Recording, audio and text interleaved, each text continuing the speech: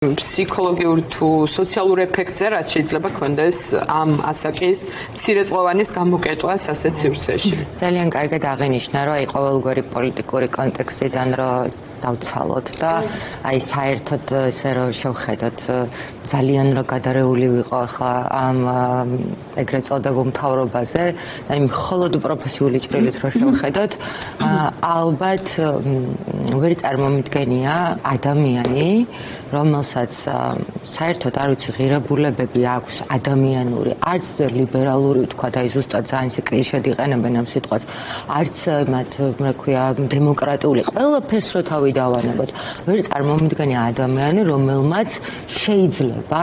12 წლის 10 წლის, 11 წლის, 13 წლის, 14 წლის ბავშვის მიერ დანაშაულის შემცველი ქმედება დაინახოს და პირველი თქვას ის, რომ რატო, პირველი არ თქვას ის, რომ რატო მოხდა ეს. ანუ სადღაც რაღაცა ვის გაეპარა, ანუ ვინ არის ამაზე პასუხისმგებელი რეალურად, იმიტომ რომ მაშინაც ვამბობდი, რომ 14 წლის, 10 წლის ბავშვი არის რეალურად 135 სანტიმეტრი. ბიჭი და 136 სანტიმეტრი გოგო. აი ძალიან უხეშად რა შეხვდა. ესენი არიან მეხუთე კლასელი ბავშვები, რომლებსაც ამ ასაკის განვითარების ამ ეტაპზე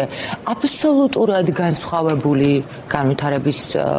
მომენტები აქვს, იმიტომ რომ ამ დროს გადადიან აი ამ ძალიან რთულ პერიოდში, ეს არის მოზარდობის წინა ხანას ეძახიან ამას, ძალიან რთულ პერიოდში გადადიან და არ ვიცი ხა ამ არსებული კანონმდებლობით 6 თვე შეიძლება გაგრძელდეს 18 წლამდე იმდენჯერ, რამდენჯერაც ვიღაცა კომისიას მოუნდება და ვინ იცის ვინ იქნება ეს კიდევ ვიღაცა კომისია და ბავშვის იქიდან გამოსვლა, სადაც ის რომ ეს ტერიტორია დატოვოს, სჭირდება ვიღაცის თანხმობა და გამოვიდეს ის სრულყოფილი მოქალაქე, ადამიანი, რომელიც არ არის დაზიანებული ნატკენი, ეს პრაქტიკულად შეუძლებელია. სულ რომ იადავარდით იყოს იქაურობა მოფერილი, სულ რომ ფერადი და ფსიქოლოგებისა და სოციალური მუშაკების და პროფესიონალების აყვავების ხანა იყოს, გამორიცხულია. ბავშვი, რომელიც მოთავსებულია რაღაცა ტიპის დაწესებულებაში, იქიდან გამოვიდეს ისე, რომ ის არ იყოს დაზიანებული და ნატკენი.